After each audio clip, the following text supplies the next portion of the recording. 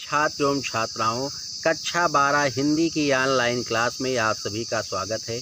आज की online class में हम आप सभी छात्र एवं छात्राओं को अशोक के फूल पाठ, जिसके लेखक आचार्य हजारी प्रसाद द्विवेदी हैं, इस पाठ पर आधारित गद्यांश और गद्यांश पर आधारित प्रश्नोत्तर इस वीडियो के माध्यम से पढ़ाएंगे और समझाएंगे। आज हम जो अशोक के फूल अध्याय का गद्यांश पढ़ाएंगे, इस अशोक के फूल अध्याय का ये महत्वपूर्ण गद्यांश है। इस गद्यांश को आप सभी छात्र एवं छात्राएं इस वीडियो के माध्यम से पढ़ें, समझें और अपनी हिंदी की गद्य की नोट्स में लिखें और याद करें।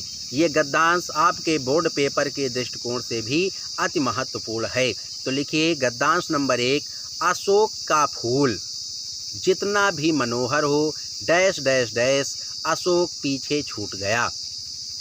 ये था गद्यांश। अब इस गद्यांश के शुरुआत के और अंतिम शब्द हमने बता दिए हैं। पूरा गद्यांश किताब से देखकर पढ़ लेना और अपने हिंदी गद्य की नोट्स में लिख लेना। इस गद्यांश पर आधारित प्रश्नोत्तर लिखिए आप सभी छात्र एवं छात्राएं। प्रश्न नंबर का गद्यांश के पाठ और लेखक का नाम लिखिए। तो गद्यांश का पाठ कौन है? अशोक का फूल। गद्यांश के पाठ का क्या नाम है? अशोक के फूल। ठीक है ना? तो गद्यांश के पाठ का नाम है अशोक के फूल और लेखक कौन है? आचार्य हजारी प्रसाद द्विवेदी। तो गद्यांश के पाठ और लेखक का नाम याद कर लेना। और प्रश्न खा लिखिए, रेखांकित अंश की व्याख्या कीजिए।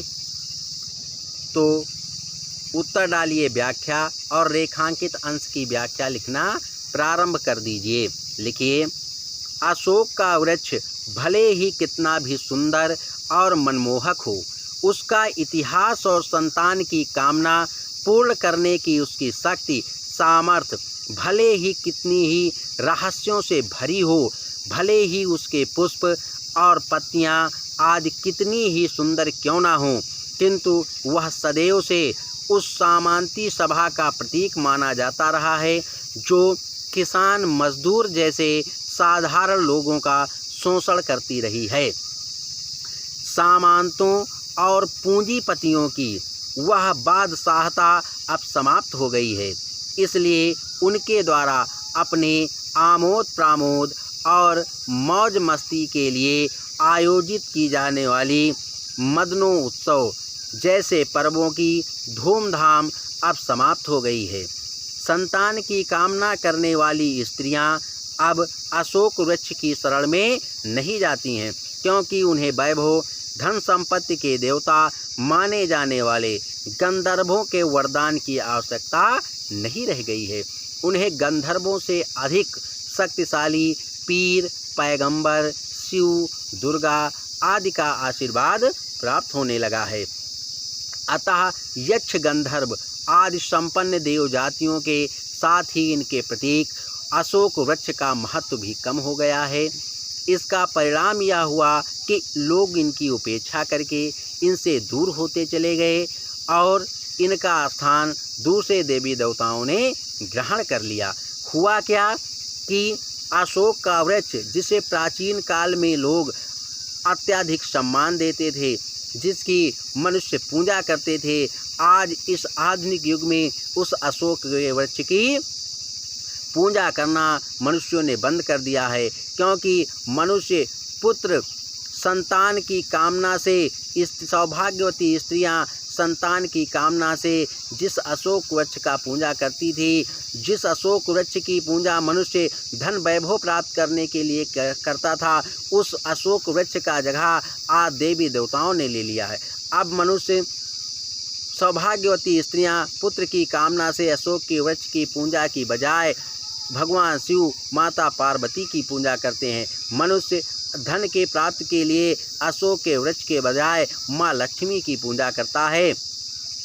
जब अन्य साधन और देवताओं से लोग अशोक अर्थात शोक रहित हो गए, उनके शोक से पीछा छूट गया, तो कभी संतान सुख प्रदान कर कामनियों के शोक को दूर करने वाले अशोक वृक्ष को भी भूलकर उसे पीछे छोड़कर आगे बढ़ गए। इस प्रकार आज अशोक का महत्व जनजीवन से समाप्त हो गया है, क्योंकि मनुष्य अब अशोक के वृक्ष की पूजा करना बंद कर दिया है। वो अशोक के वृक्ष की पूजा के बजाय देवी देवताओं की पूजा करने लगा है। तो इस प्रकार आज के युग में अशोक के वृक्ष की महत्ता समाप्त हो गई है। अशोक का आ शब्द हटकर केवल शोक ही शेष बचा है। अगला प्रश्न लिखिए, अशोक का वृक्ष किसका प्रतीक है? तो इसका उत्तर है, अशोक का वृक्ष सामांती सभ्यता की परिष्कृत रुचि का प्रतीक है। किसका प्रतीक है? सामांती सभ्यता की परिष्कृत रुचि का प्रतीक है। अगला प्रश्न लिखिए,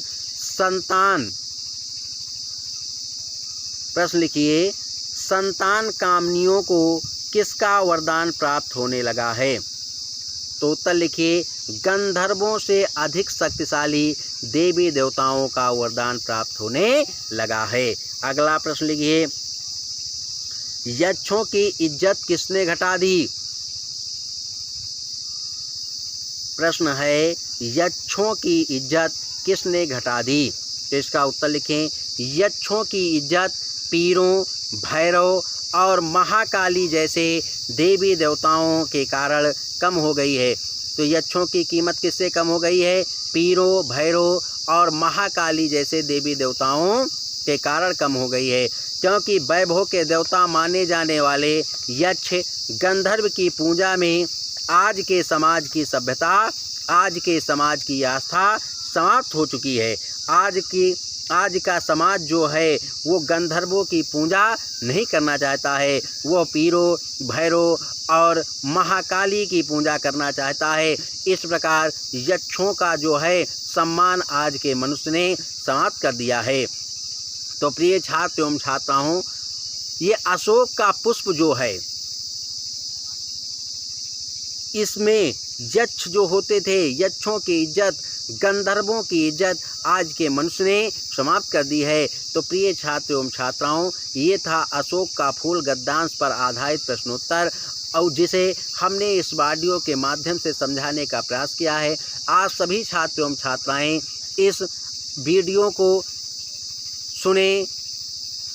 आज हमने आप सभी छात्र एवं छात्राओं को अशोक के फूल गद्यांश पर आधारित प्रश्नोत्तरों को इस वीडियो के माध्यम से समझाया है।